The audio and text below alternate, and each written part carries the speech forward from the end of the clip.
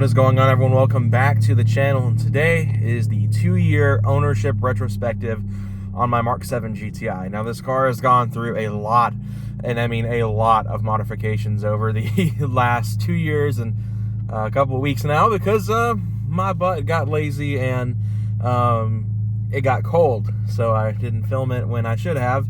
Originally, this video was planned to be up around the time of the day that I actually bought this car, 2 years to the day.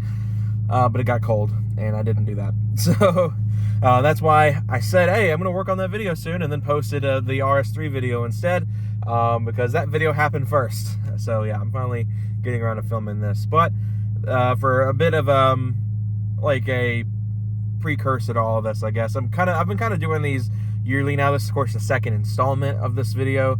Kind of just going to give you guys an update on the mileage of the car, where it's at right now, as well as how it's treated me, which, you know, if you've watched the channel, you guys know that in terms of the car itself, it's treated me fine. It's been other stuff that have been mostly like user error or install error, or, you know, just stupid stuff like that have actually been problematic with this car.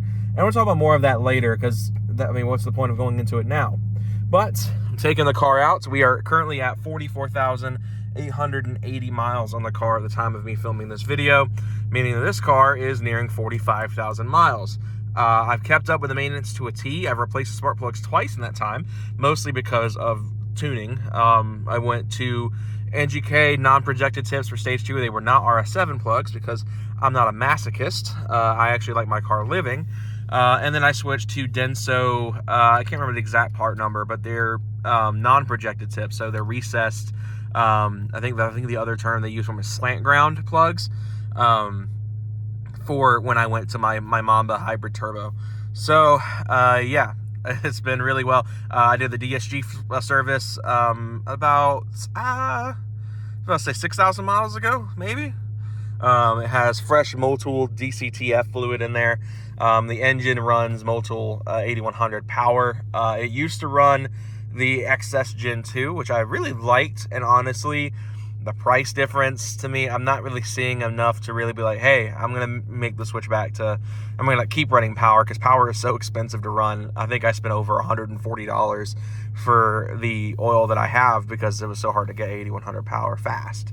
But anyway, that's that. I'm gonna go and run and pick up some lunch in the car, kind of like what I did last year. I did the exact same thing up for this video last year. I was like, oh, I'm gonna go get lunch. But at least today the weather's nice. Last year it was raining. So anyway, let's hit the road. All right, so we're back at the house. I keep messing up these takes and just not getting what I want out of these videos. I've been having a hard time making these kind of videos lately for that very reason, is that I'll take like 10 takes of it and be like, oh, this still sucks, and just scrap the video. But we're back at the house. We're back with the car. Let's talk about 2 years of owning this car. And we'll start right off with the stuff that people who are looking into these for the first time would be curious about. And has it given me any trouble? And I can be honest and say it really hasn't. The only thing I've had to replace that wasn't some sort of weird aftermarket glitch was the PCV valve. It showed some obvious signs of a boost leak when we went to the hybrid turbo this car has. If you guys have not been following for a while, this car has a hybrid turbo installed. It makes about 400 horsepower, so give or take 390 to 400. And, you know, that obviously will wear out some stock parts faster.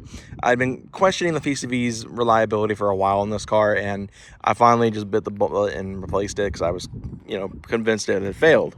The car's driven so good since that kind of was confirmation that something was wrong with it.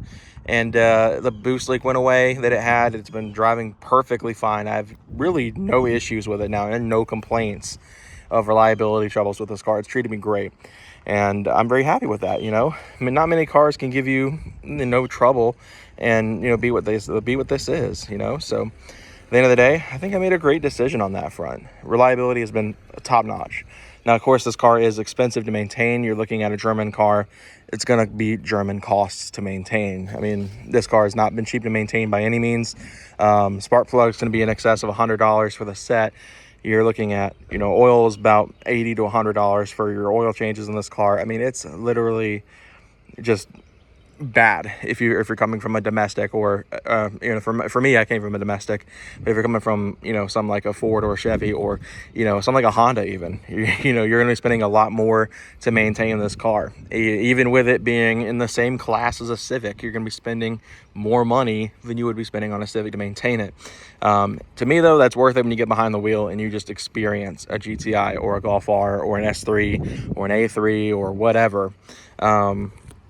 It's just a great experience, and it's worth it to me. You get a lot of car for the money, and a lot of people don't realize that what these cars are capable of. And this one in particular, like I've said, has been modified, you know, to an extreme extent, as much as it probably doesn't look like it from the exterior. And it's a bewildering experience when you get behind the wheel of this car. The suspension setup is extremely confidence inspiring. This car doesn't really give me any worries of it being, you know, too understeery or too oversteer. I mean, this front wheel drive, it doesn't really have much of an oversteer problem.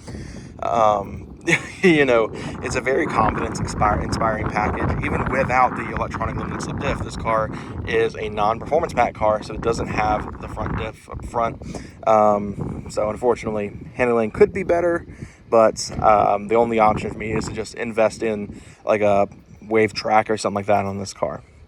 Like I said, it's just an expensive car to maintain, but once you get around that, you can enjoy the car in its state and just enjoy what this has to offer. I mean, you're getting a 4-cylinder platform that can make in excess of 600 horsepower if you invest the money into it. So yeah, I mean, that's really that. I mean, it's just a great platform, and I've enjoyed every bit of it. This car has been the tail of the dragon twice, and has been a great experience both times. Both times with stock turbo. Have yet to take it back with the bigger hybrid on this car. But hopefully that will change when Rookies in the Woods rolls around here in a couple months. So if you guys are there and you see me and I happen to have made it this time, come say hi. You might get to see this car in person, and maybe we can set up some sort of cruise for subscribers and stuff like that if you're there, and can hang out with me and see the car in person, and, you know, all that kind of stuff. You get cool group photos and stuff with this car, and all of you guys' rides as well. So let's talk about the negatives and the things that I have learned I don't like about this car to an extent. One thing right away that is such a weird nitpicking item that has bothered me about this car since the day I got it, and anyone who's owned a Volkswagen before knows, the volume knob. I'm being that nitpicky because this bothers me. My OCD could never.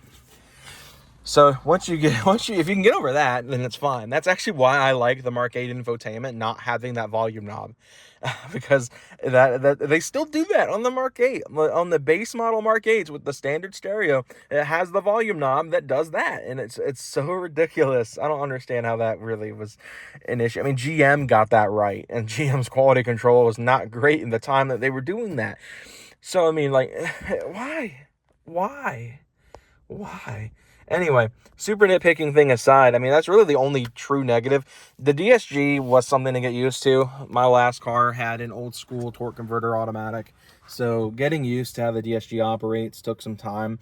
The kind of like aggressive starts, and I believe this is only a DQ250 thing, because I've driven my friend Ron's RS3, and his 7-speed DQ500 doesn't do that. It's a very smooth engagement that the 250 just doesn't seem to have. It's really odd.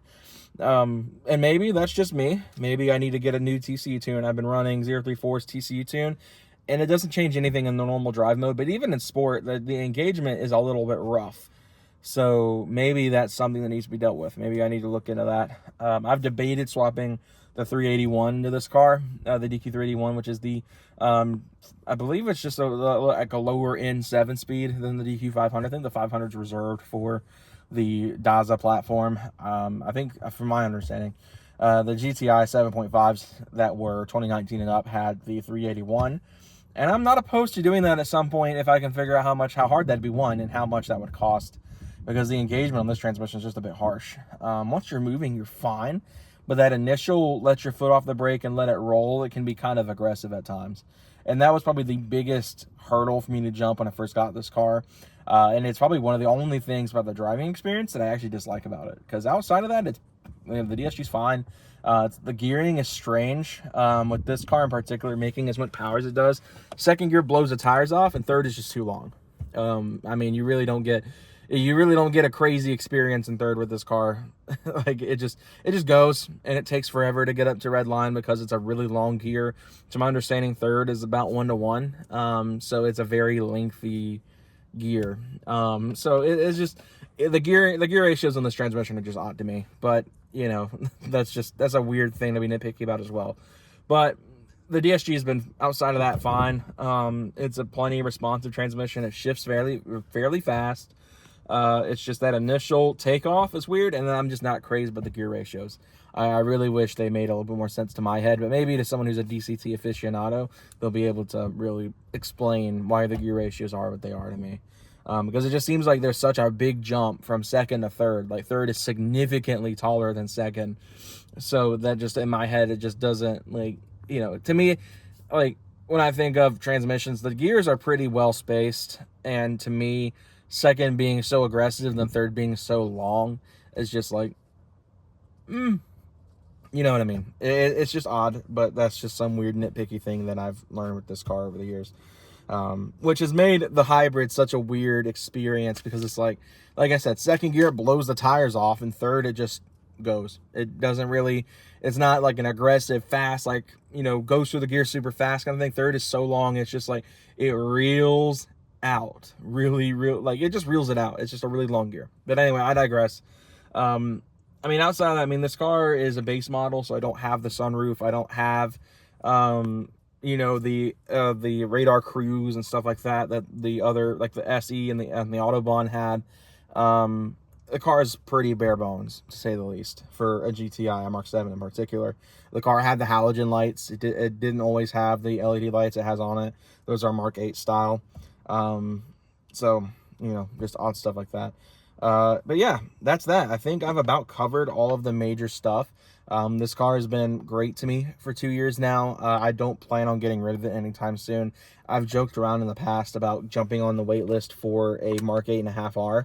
And I say that I'm joking about that in the past, but it is something I'm genuinely interested in. But the dilemma is, how would I go about it? Because I don't necessarily want to get rid of this car. I mean, this car has been really good to me. I've had the opportunity twice in the last year to replace it. I had an opportunity back in late October. Was it late? No, it was later than that. I think it was in December, like early December. I had the opportunity to get a Mark 8R. Ron found it, and he was really trying to talk me into it. We were able to talk numbers, and not with the dealership, but me and him. You know, he works at a bank, so he's well versed in all this kind of stuff. And I almost did it. I was this close, but I talked myself out of it because of financials, and this car has just been too good to me. I've had no reason to replace it. Then I found a Mark 8 GTI. I was in the same boat and was just like, it's too similar to this. This is giving me plenty of an experience. I don't need to get a Mark 8 GTI because I have the Mark 7. The Mark 7 does all the good stuff. The car is upgraded and makes more power than any Mark 8 will make on stock turbo. It just doesn't make any sense to replace it. And that's why I never did. That's why I kept this car, and, you know, I'm more than happy with that decision. I mean, my finances are in good shape. I can take care of paying for this car, whereas a Mark 8R being almost $50,000 may have been a little bit of a stretch. You know, in a perfect world, hopefully by the time the 8.5R hits lots, I'll be able to have paid this car off and can keep it, and then have both. That'd be great. But anyway, guys, I think I've kept you guys long enough. Hope you all enjoyed this video. If you did, be sure to give a like, subscribe for more content coming soon on this car. Speaking of Mark 8s, hopefully the Mark 8ification project will be starting soon. If you've been following this channel, I'm going to be adding some Mark 8 elements to this car. The steering wheel and gauge cluster are happening. I've already located a Mark 8 steering wheel. I just need to find the airbag. I need to buy the wheel. I've located a digital cluster setup for this car. It'll be more similar to Audi than the Mark 8's cluster. I still haven't decided what I'm doing about these yet, because this already has CarPlay and all that stuff, so I don't need to replace it. And Mark 8s, as I said earlier, still have the stupid volume knob anyway. And the screen's not that much bigger than this, honestly, in the base Mark 8s. And this, because I have the single zone, I don't know how this works, but I can do the capacitive touch system down here with having the single zone climate. Obviously this is staying because I don't think they've made any weird retrofits for the Mark 8 shifter yet. Who knows? Someone will probably come out with it in the future. And I'm going to be getting the badge at work pretty soon. Once I get my next paycheck, I'll be buying the badge work for this car to get the Mark 8 style badges on this car. But anyway, guys, hope you all enjoyed, and hope here's to many more years with the Mark 7. And I'll see you guys next time. Have a great day, guys.